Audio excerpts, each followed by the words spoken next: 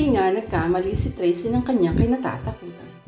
2 days after niyang hulaan ng mapait na kapalaran ng Ginger, ay isang lalaki ang biglang sumugod sa cafe. At iisa lang ang sadya nito, si Tracy. Where is that woman? Tanong nito kay Jupiter nang madatnan ang bading sa cafe na kausap sa table sina Ursula at Rowena. Miko, anong ginagawa mo dito? Tanong ni Jupiter. You know very well kung bakit ako nandito. Galit pa rin sabi ni Miko. Gwapo ito, matipuno ang pangangatawan at mahusay ang forma. At kahit galit ito, cute pa rin. Ano bang pinagsasasabi mo? Maang-maang ni Jupiter na halatang nagpanik. Nakala mo na lang hindi maganda si Ursula. Ano bang ibig sabihin nito? Tumingin si Miko kay Ursula. Ikaw ba? Ikaw ba ang nagsabi sa fiancé ko na niloloko ko siya? What? Takang tanong ni Ursula. Ano ba Jupiter? Ilalabas mo ba ang babaeng yun o hindi? Pagbibigay ng ultimatum ni Miko dito. Sa di kalayuan ay nakikita ni na Greta at Tracy ang nagaganap habang nasa counter ang mga ito. Ano ba yun? Tanong ni Tracy kay Greta. Lover yata ni Jupiter eh. Talaga, ang cute naman.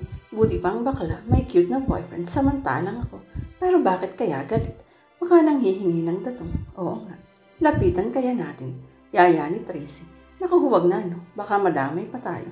Ang totoo ay may naramdamang kakaiba si Tracy nang makita ang lalaki. At para bang gusto niya itong lapitan para mamasdang mabuti ang kagwapuhan nito sa malapit. Ano ba ang nangyayari ha Jupiter? Inis na tanong ni Ursula. At saka sino bang hinahanap ng babae ng lalaking ito? Susog naman ni Rowena. I am looking for that psychic. Ang mahinahong sambit ni Miko.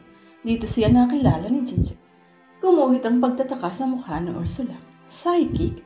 Maya-may biglang na-realize. Oh my gosh, si Tracy. Si Tracy bang hinahanap mo? I don't know her name. Pag-amin ni Miko. But I assume isa lang ang psychic dito. Paano? Tumingin kay Jupiter si Ursula. Ano bang nangyari rito ha? Bakit hinahanap ng lalaking ito si Tracy? Dahil sinira niya ang kinabukasan ko. Tugon ni Miko bago pa makapagsalita si Jupiter. Anong sinira ang kinabukasan mo? Kinabukasan nga ni Ginger ang sinira mo. Ako sa naman ni Jupiter. Wait. Biglang singit ni Rowena. Don't tell me na ikaw ang fiancé ni Ginger. Tanong nito. Oo, ako nga. But she called off the wedding. At ang lahat ng yun ay nang dahil sa psychic na yun. Anang hula at tinoloko ko lang daw si Ginger. Nagkatingin na sina Ursula at Rowena. Totoo naman, hindi ba? Totoo namang niloloko mo lang kaibigan ko, sabi ni Jupiter. Hindi ko alam kung bakit matagal mo na akong sinisiraan kay Ginger. Ano bang galit mo sa akin ha? Tanong ni Miko kay Jupiter. Kailan ba nagpunta rito si Ginger at paano niya nakausap si Tracy?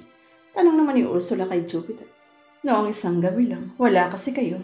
Kaya nakapag-usap si na Ginger at Tracy. And you never told us about this? Hindi makapaniwalang tanong ni Rowena. Nangako ako kay Tracy na hindi sasabihin sa inyo. Pagtatapat ni Jupiter. So where the hell is she? Tanong ni Miko. Bakit gusto mo pa siyang makaharap? Tanong ni Ursula rito. Dahil hihingan ko siya ng ebidensya sa mga ibinibintang niya sa akin. Sabi ni Miko. Wala nga eh. Paano ka niya mabibigyan ng ebidensya? Mulalas ni Jupiter. Mas hindi siya dapat nakialam sa buhay ko in the first place. Ngayon sira na ang relasyon namin ni Ginger. At ang lahat ng iyon ay dahil sa babaeng iyon. Baka naman totoong niloloko mo lang si Ginger. Ang sabi ni Ursula. Wala pang hinulaang mali si Tracy. Kung gano'n ay ilabas niya siya at patunayan niya sa akin tama nga siya. Noon biglang lumapit si Tracy sa kanila. Hi, ang nakangiting bati nito. May I get your order, sir? Kumurap-kurap pa ang mga matang tumingin kay Miko. Halatang nagpapakit. Tracy, ang nasabi tuloy bigla ni Ursula rito na magulat sa pagsulpot nito. Nalaman tuloy ni Miko na yun nga ang babaeng bakit. Mag-usap tayo, babae ka. Sabi nito. Nagulat si Tracy pero napangiti pa rin. Grabe ka, ang bilis mo naman. Nilapitan ni Miko si Tracy. Teka sandali, awat ni Ursula. Pero hinawakan na ni Miko sa braso si Tracy. Kailangan sumama ka sa akin. Ha? Bakit? Saan mo ako dadalhin? Basta. Iyon lang at hinatak na ng lalaki si Tracy. Nagpatian naman dito ang babae. Napatay yung bigla mula sa kinauupan sina Ursula, Rowena at Jupiter. Lumakad palabas ng cafe sina Miko at Tracy at sumunod naman ang tatlo.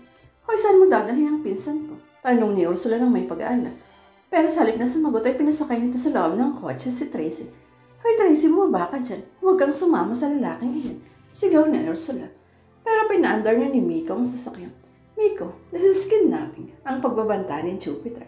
At dadagdagan ko pa ng rape oras na hindi maayos ng babaeng ito ang relasyon namin ni Ginger.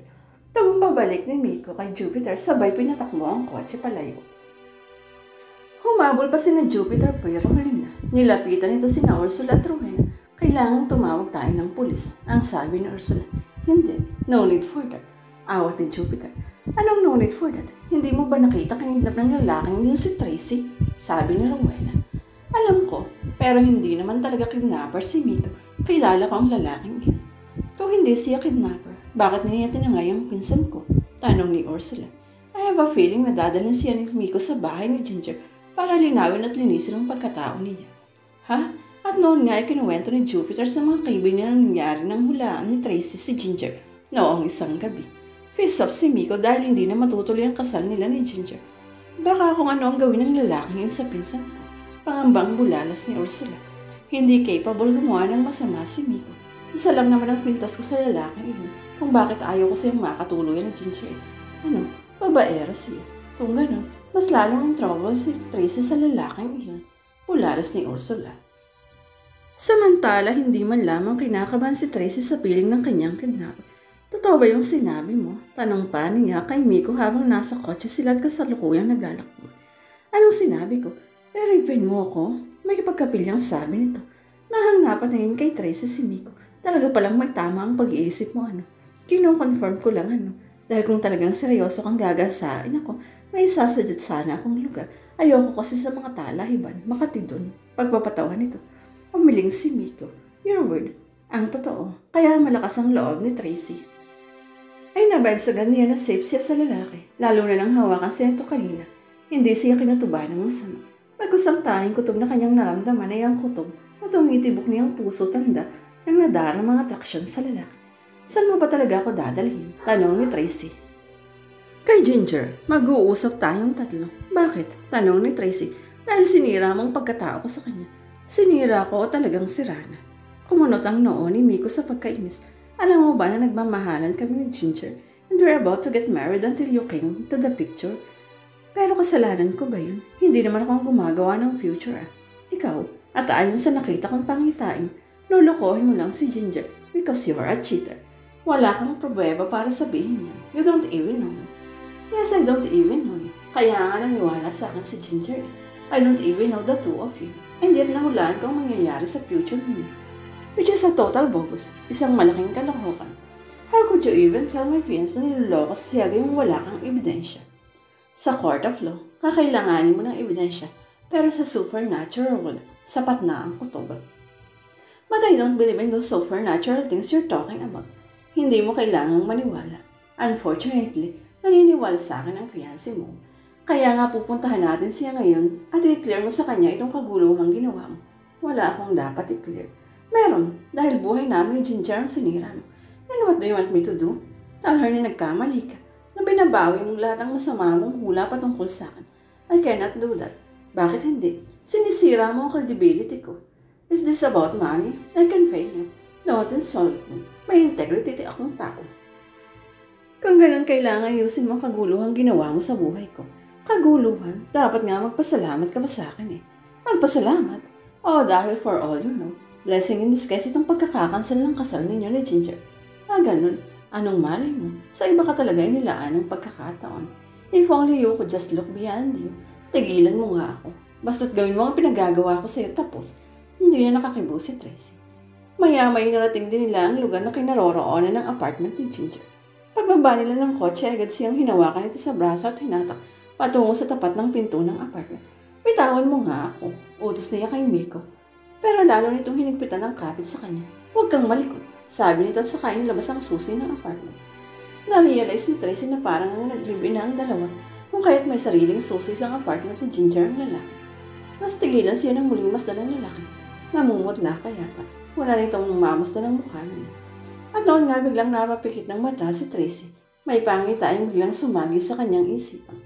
Kinutuban siya ng masama.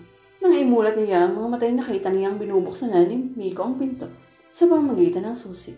Huwag, ang awat ni Tracy dito. Tumingin sa kanya ang lalaki. Anong huwag? Huwag ka nang pumasok, please. Nakiusap ni Tracy. Sorry, huli na. Nabuksan ko na ang pinto. Kagad nga silang pumasok sa loob at lumakad. Sa day kaluluan, may narinig silang humahalinghing na mga tinig. Napapikit na si Tracy. Alam na niyang nagaganap at ayaw na sana niyang masaksihan pa. Pero hinatak pa rin siya ni Miko hanggang sa marating nila ang salas ng bahay. Ginger, ang gulantang na sabit ni Miko. Dahil isang kagimbal-gimbal lekseng ang tumambad sa kanila dahil si Ginger nakahubot-hubad at ang higit na nakakasindak sa lahat, may kasiping ito. May kasiping na isang babae.